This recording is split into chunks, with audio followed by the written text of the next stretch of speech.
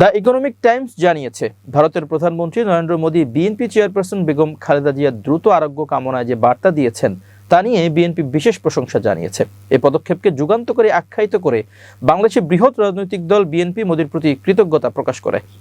৮ December বিএনপির জ্যেষ্ঠ নেতা ইশতিয়াক আজিজ উলফাত এ বার্তাকে খুবই ইতিবাচক বলে মূল্যায়ন করেন। জাতীয়তাবাদী মুক্তিযোদ্ধা দলের প্রেসিডেন্ট উলফাত বলেন, তিনি মনে করেন ভারত সরকারের এই বার্তা সঠিক পদক্ষেপ এবং বিএনপিও তার প্রতি একই ধরনের কৃতজ্ঞতা প্রদর্শন করেছে।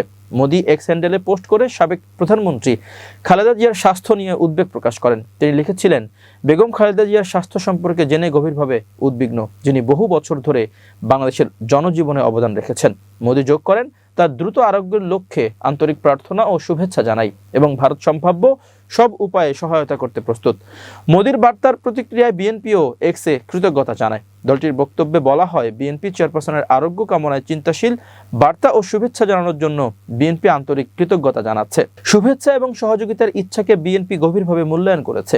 খালেদা জিয়াকে একজন মহান নারী হিসেবে বর্ণনা করে উলফাত বলেন, স্বামীর হত্যার পর সাধারণ গৃহিণী থেকে রাজনীতিতে উঠে এসে তিনি শুধু প্রায় সকল বাংলাদেশিদের হৃদয় ও শ্রদ্ধায় অর্জন করেননি, বরং আন্তর্জাতিক ক্ষেত্রেও অপরিসীম ভালোবাসা পেয়েছেন। উলফাত বলেন, দুই দেশের জনগণের কল্যাণে ভারত ও বাংলাদেশের মধ্যে সহযোগিতা অত্যাবশ্যক।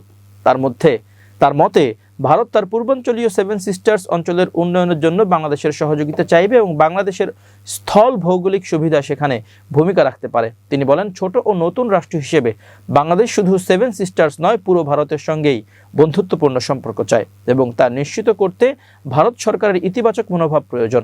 ৮০ বছর বয়সী সাবেক প্রধানমন্ত্রী খালেদা জিয়া দীর্ঘদিন ধরে হৃদরোগ, ডায়াবেটিস, আর্থাইটিস, লিভার সিরোসিস ও কিডনিজনিত জটিলতায় ভুগছেন। শ্বাসকষ্ট দেখা দেওয়ার গত 23 নভেম্বর তাকে রাজধানীর এভার কেয়ার হাসপাতালে ভর্তি করা হয়।